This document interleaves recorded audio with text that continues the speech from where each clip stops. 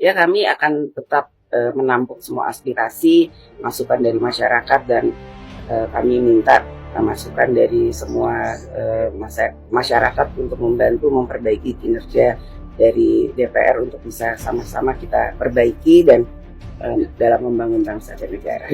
Sekarang kalian mengatakan bahwa kita akan mendengarkan aspirasi dari masyarakat. Kita akan melaksanakan aspirasi dari masyarakat tanpa menjelaskan aspirasi apa yang kalian maksud, aspirasi apa yang kalian dengar dari masyarakat. Sudah terlalu banyak kata-kata kosong, janji-janji kosong yang dilemparkan kepada kita semua dan tidak ditepati. Tapi kali ini kita menuntut kalian untuk punya akuntabilitas, untuk bertanggung jawab dengan kata-kata kalian bahwa kalian akan melakukan aspirasi dari masyarakat. Bagaimana anggota parlemen yang berjumlah 580 orang dibayar dari pajak masyarakat itu tidak berhasil mendengarkan aspirasi masyarakat, sementara gerakan-gerakan di sosial media yang tidak dibayar oleh siapapun yang terjadi secara sukarela bisa mencapai pergerakan yang seperti ini. Harusnya kalian semua merasa malu dengan apa yang terjadi di situasi Indonesia saat ini. Akan kita perjelas apa tuntutan kita. Kita mau kalian bertanggung jawab dan bertingkah sesuai dengan apa yang kalian janjikan. Kali ini kalian tidak bisa lari dan tidak bisa berkilah lagi, karena aspirasinya sudah sangat jelas dari masyarakat. Pada sebelum 5 September pukul 23.59, ini adalah 12 hal yang kita tuntut dari kalian kalau memang kalian mau menunjukkan bahwa kalian masih berpihak kepada masyarakat. Pertama, sahkan rancangan undang-undang perampasan aset sekarang juga, sebelum 5 September tengah malam. Kedua, pecat anggota DPR yang terbukti menghina rakyat, Ahmad Syaroni, Deddy Sitorus, Bambang Pacul, dan yang lain-lain itu yang berjoget-joget di parlemen. Mereka yang hanya mewakili kepentingan partai politik dan tidak kredibel untuk merepresentasikan kita, apalagi membuat kebijakan-kebijakan. Kita minta KPK, pahlawan kita, untuk segera cek seluruh harta dan aset mereka, apakah itu didapat dari uang yang benar-benar legal atau ada permainan-permainan dari harta-harta tersebut. Crazy rich itu tidak mungkin bisa sekaya itu tanpa melakukan hal-hal yang tidak dibenarkan secara hukum. 3. Bebaskan pihak-pihak yang kalian tahan karena menyampaikan aspirasinya. Jangan salahkan semua terhadap masyarakat. Kalian juga harus bisa refleksi kenapa masyarakat bisa sampai semarah itu. Karena kalian selama ini sudah benar-benar tuli dan mati empati terhadap aspirasi dari masyarakat. Saat kita mau mendatangi rumah kita sendiri yang kita bayar dan kita bangun dengan hasil keringat sendiri, kita dipertemukan dan dihajar dengan aparat-aparat dan segala peralatan yang dibeli dari hasil pajak rakyat. Bebaskan mereka semua. Mereka hanya mau melakukan aspirasi. 4. Reformasi DPR. Kalau memang kalian tidak mau DPR dibubarkan, maka reformasi habis-habisan bagaimana cara kalian bekerja. 1. Audit secara transparan. Apa isi dari anggaran 9,6 triliun per tahun di tahun ini dan tahun depan? Apa itu? Setiap sennya kita mau tahu dengan jelas. Dan setelahnya, setelah 7 hari, kita mau kalian laporkan penyerapan anggarannya setidaknya setiap bulan kepada rakyat. Kita mau tahu apakah investasi kita itu benar-benar membuktikan dan memberikan kesejahteraan, atau ini semua hanya investasi bodong untuk kepentingan-kepentingan pihak-pihak tertentu. 2. Rampingkan segala anggaran. Tidak ada tunjangan-tunjangan ini, itu, tunjangan beras, dan lain sebagainya. Dan rampingkan jumlah anggota DPR. Bersihkan DPR dari pengkhianat-pengkhianat rakyat, pengkhianat-pengkhianat bosnya sendiri. Potong semua anggaran yang tidak urgent untuk kesejahteraan masyarakat. Rapat-rapat, kunjungan kerja ke luar negeri, patwal, dan semua itu tidak ada hubungannya dengan kesejahteraan masyarakat. Hentikan budaya gila hormat, karena kalian semua adalah karyawan. Bertingkahlah seperti karyawan. 3. Tolak mantan napi korupsi sebagai anggota DPR ataupun anggota BUMN. Tidak ada lagi penghargaan terhadap pengkhianat bangsa yang merampok kekayaan rakyat. 4. Hapuskan semua perlakuan istimewa yang menciptakan kesenjangan antara rakyat dan parlemen, yang membuat parlemen mati empatinya dan tidak mampu membuat kebijakan yang berpihak kepada rakyat. Contohnya, bayar pajak tidak boleh lagi ditanggung oleh APBN, harus ditanggung oleh individu. Kita tidak mau lagi melihat ada pengawalan khusus terhadap anggota parlemen. Mereka harus bertingkah layaknya masyarakat. Semua hidup kita urgent, apalagi kita yang bayarin gaji kalian dan infrastruktur dan operasional keberlangsungannya negara ini. Kita yang lebih penting dibanding kalian. Transportasi, tidak ada tunjangan mobil, cukup tunjangan untuk naik transportasi umum.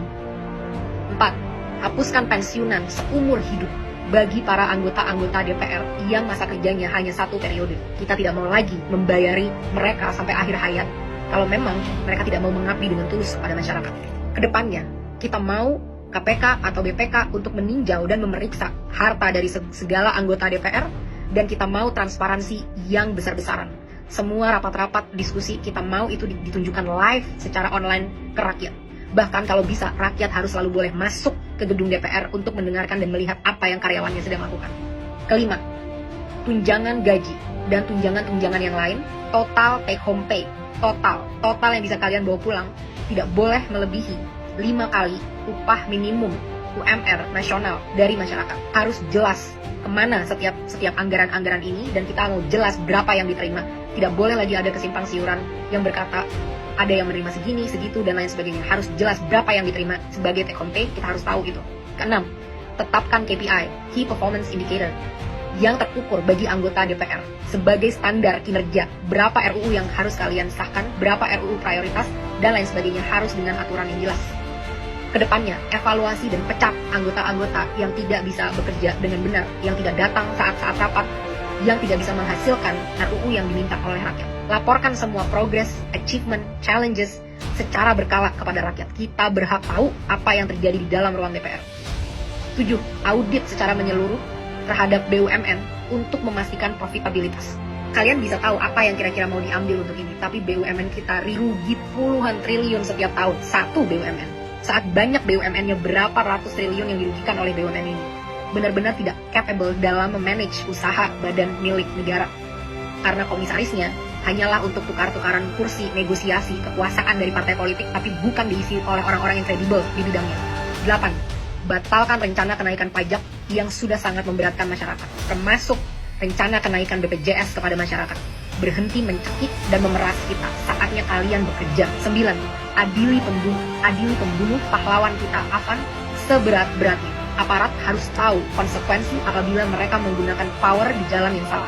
Negara harus menanggung dampak dari semua ini, karena semua ini terjadi karena kegagalan kalian menanggung keluarga dari Afan. Lengserkan Kapolri.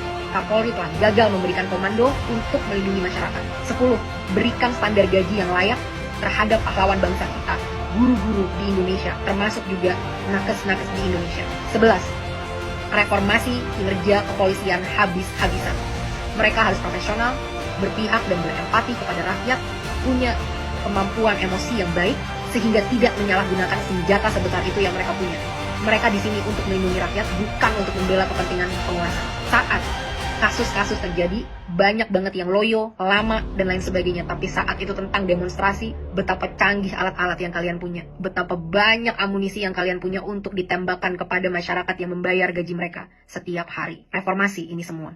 Aspirasi sudah sangat jelas. Kalian punya 7 hari untuk bisa mewujudkan ini kalau memang kalian pantas memegang kedaulatan rakyat. Kita akan buktikan bersama-sama apakah kalian mampu dan benar-benar capable dalam melakukan ini, atau benar apa yang memang kita inginkan untuk membubarkan DPR.